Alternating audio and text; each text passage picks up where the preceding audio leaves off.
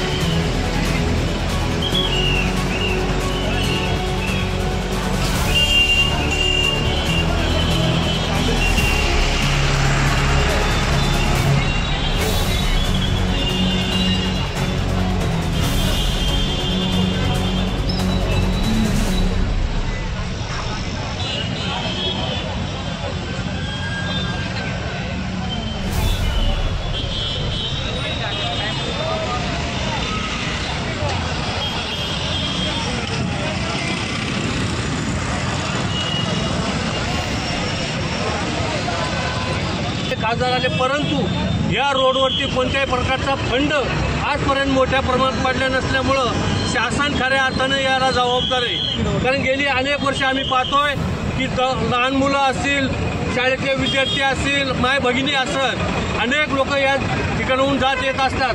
कारण हा जो एरिया पाहिला, हा जो चाकण तळेगाव चौक जर पाहिला, कारण देशामध्ये इंडस्ट्रियल हब म्हणून संपूर्ण देशामध्ये MIDCच्या बाबतीत बोलायचं म्हटलं तर संपूर्ण देशामध्ये इंडस्ट्रियल हब म्हणून हा ओळखला जातो. परंतु याच्याकडे शासनाचं बिलकुल दुर्लक्ष आहे. गेले अनेक वर्ष सातत्याने खड्डेमय अशा प्रकारचं वातावरण आपल्या चाकण भागात झालंय. मग चाकण असू, MID असू, पुणे नाशिक हायवे असल्या प्रकारची डागडुजी या ठिकाणी केली जात नाही. परंतु अधिकाऱ्यांना आम्ही जाब विचारल्यानंतर अधिकारी सांगतो आम्ही परंतु याच्यावरती खाली दुसरं घे ना. नमस्कार, मी डॉक्टर सागर शांताराम सोमवंशी. आम्ही चाकण डॉक्टर असोसिएशनमध्ये उपाध्यक्ष म्हणून काम करत आहे. गेले 1.5 ते 2 वर्षापासून आम्ही हा महामार्ग असेल एक लढाई लढत आहोत. सामील आहेत. आम्ही दिल्लीवारी पण करून आलोय. आमचे सर्व सहकारी दिल्लीला 2 दिवस मुक्काम केला. दिल्लीवारी करून आता रस्त्यावरची लढाई चालू केली. आज आपण निषेध साखळी या ठिकाणी करत आहोत. पर्यंत रोड चालू होत नाही, कंप्लीट